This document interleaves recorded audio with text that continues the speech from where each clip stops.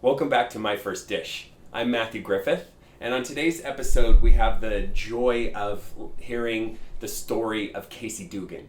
I met Casey a number of years ago through his wife Kia, who was a colleague and friend of mine. And when I found out that Casey was a professional chef, I was super interested in meeting him and talking about food and cooking and potentially working on a project together. My love of cooking definitely helped me gravitate towards the food and beverage, like advertising world, maybe even like creating a cooking show, something like that. And so Casey and I ended up going to lunch down in Huntington Beach, Costa Mesa area. And funny enough, we ended up going to a restaurant and lunch was not very good. And we kind of bonded over the bad food and got to know each other a little bit. And in that process, we talked about how we grew up, and I ended up asking Casey what made him fall in love with cooking. And he told me this amazing story. After that lunch, I couldn't stop thinking about this story of how he fell in love with cooking.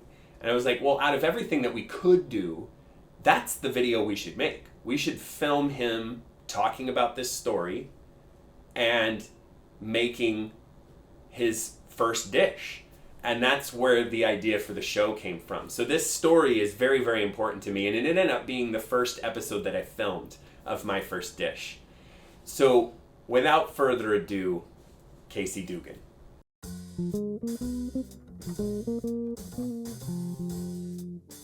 My name is Casey Duggan. I've been a professional chef now for about 26 years.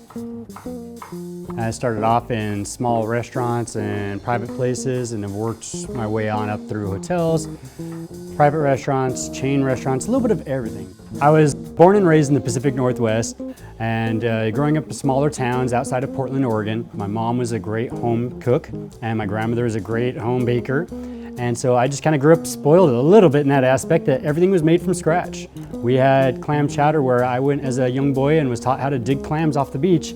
I'd bring them home and Mom would cook them on up and make clam chowder from scratch.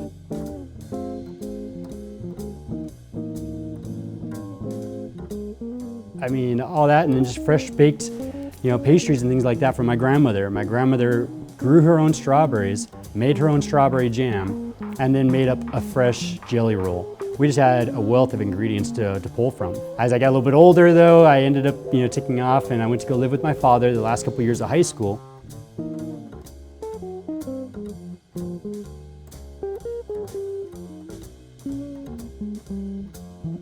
So when I went to live with him, I come to discover my stepmother was not as good of a cook as my mom or my grandmother. I was like, okay, so after about a couple years of that, I was getting pretty hungry for good food again. I called up my mom and I was like, Mom, please help me. How do I make your lasagna? I was like, I love lasagna, it's my favorite dish. So she starts telling me directions over the phone. She didn't tell me much on the procedure-wise, so I was kind of left to my own devices with a few little rough directions from Mom. So I went down to the local grocery store, took my allowance, and went down and bought the ingredients I needed. And while my dad was at work, and I thought I'd surprise him and make this, here I am trying to pull it together with Mom's directions.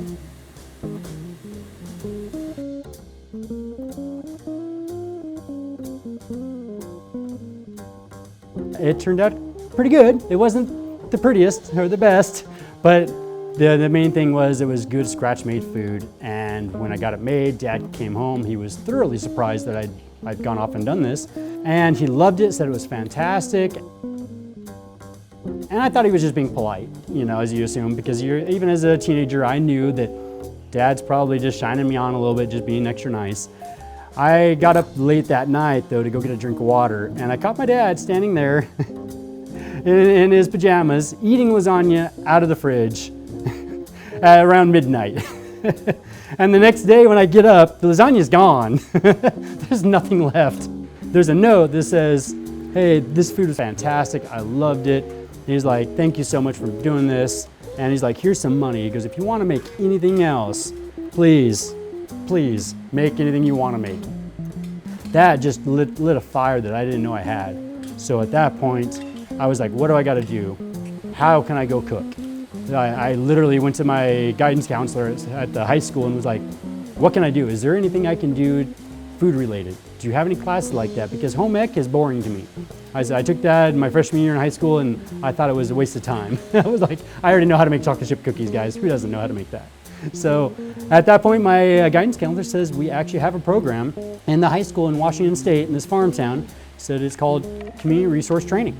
And basically what it was is you could get on-the-job training during a class period and they'll let you go do this. So if you wanted to get like a little trade type training. And so I was able to go to a local restaurant right across the street from my house, and I'd go there for my last period of my day of high school, and I would go in there and learn how to slice and dice a little bit and, you know, make like sausage gravy, just very basic stuff. It was it was like a diner. That was it. The fire was lit and then I was off of cooking. What makes a good lasagna is the good quality ingredients. I mean, you can't start off with cheap tomato sauce and expect that you're gonna get a good tasting lasagna. Cheap ingredients equals cheap tasting lasagna. They always used to say, use the leftover cheap wine to make sauce with because it's not good to drink. Well, that's actually a misnomer. You really shouldn't do that because cheap wine makes cheap wine sauce. So good quality ingredients, making it from scratch. Don't buy pre-chopped up garlic. Go get a whole garlic bulb, peel it yourself, chop it yourself, and go get fresh herbs. Don't use dried herbs, you know, and it doesn't always have to be pre-made like you're making lasagna noodles from scratch. You don't have to do that. You can get dried lasagna noodles, it'll work just fine. And you can get pre-made tomato sauce if you need to do that to save you some time. Just spend the extra money and get the better quality stuff if you're gonna do that. And then it'll still be fantastic. What I love about cooking the most is really when you just take the right ingredients and you take the right procedure and you put them together, they can go from good to amazing. That's what gets me excited, is when somebody's like, I just don't know, I can't understand how you made it so fantastic.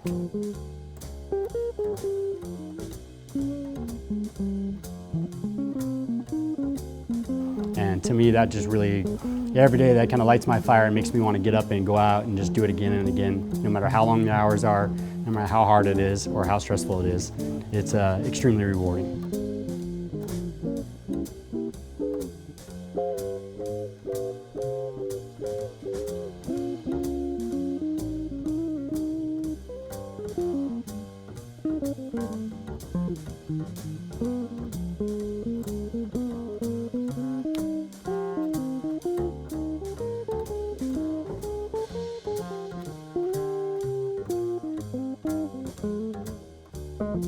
I hope you enjoyed this episode of My First Dish.